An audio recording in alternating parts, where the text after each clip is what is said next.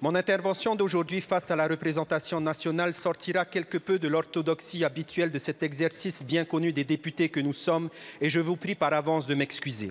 Elle s'inscrit en effet dans les tiraillements du cœur et de l'âme qui nous imposent le deuil produit par l'innommable tragédie dont souffre actuellement l'ensemble de mon peuple polynésien de souche, de cœur ou d'adoption. Le dimanche 6 novembre dernier, à la suite des violentes pluies qui se sont abattues en Polynésie, le cœur battant de notre Fénois fut meurtri par une catastrophe qui a décimé des innocents. Face au déchaînement de la nature, nous devons rester humbles, car ce jour-là, la rivière Vaitu-Oru, située à Papen'o, dans la commune de Hiti-Aotearoa, a décidé d'engloutir M. Tewira Mike, la petite Tewira Maihota Mihilani, âgée de 8 ans, le petit Teiri Tamatika, âgé de 7 ans, le petit Tewira Maihota Manate, âgé de 3 ans, Madame Vehiatua, épouse Teiri Kahanalani, enceinte de 8 mois, et Madame Langlois, épouse Tewira Marina, seule et unique survivante de ce drame. L'inextricable douleur suscitée par cette tragédie a conduit jusqu'à hier encore à la mobilisation massive d'un nombre sans précédent de bénévoles venus aider les secours dans la recherche de nos enfants, malheureusement en vain, puisqu'ils n'ont jamais été retrouvés. Je voudrais avec émotion saluer le dévouement remarquable dont ont fait preuve les gendarmes, les pompiers, les plongeurs, les chasseurs, les bénévoles comme Madame Adèle Domingo et tant d'autres, ainsi que les élus, notamment le maire de la commune, M. Henri Flore et son conseil municipal, sans oublier le soutien sans faille du haut-commissaire de la République, M. Eric Spitz, ainsi que les services du gouvernement de la Polynésie. Aujourd'hui, je souhaite, par considération tant pour la douleur des familles que pour celle de nos compatriotes de l'ensemble de la Polynésie, exprimer humblement cette émotion au sein de notre hémicycle, car il n'y a, à mon sens, point de plus grand hommage que celui qui puisse être rendu au cœur même de notre démocratie. Liberté, égalité, fraternité, telle est la devise de la République française.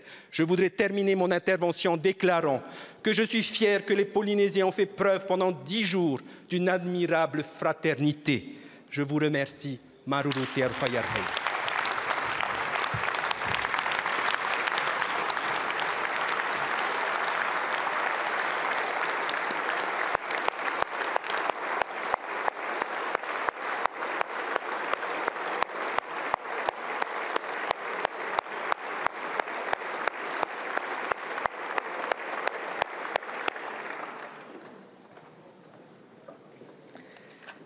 Je vous remercie.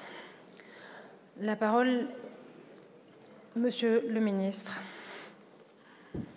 Quand on est ému... Madame la Présidente, Mesdames, Messieurs les députés, Monsieur le député, effectivement, le 6 novembre, à 16h30, la Polynésie a été traversée par un épisode de pluie très violente qui a engendré une crue d'un cours d'eau situé dans une vallée difficilement accessible de Tahiti. Un véhicule avec 6 occupants, 2 femmes dont une était enceinte, un homme et 3 enfants qui tentaient de traverser ce cours d'eau ont été emportés par les flots.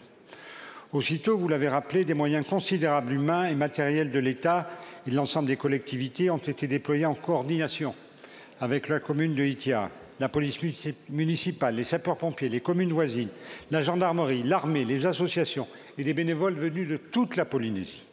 En fin d'après-midi, une femme blessée a pu être élitreillée vers 19h. Elle est aujourd'hui heureusement hors de danger. Un homme a été retrouvé décédé aux alentours de 22h. Depuis, les recherches se sont poursuivies avec des moyens locaux appuyés par les moyens de l'État, sous la coordination du maire. Le Haut-Commissariat ainsi que tous les services de l'État sont restés en appui de la commune.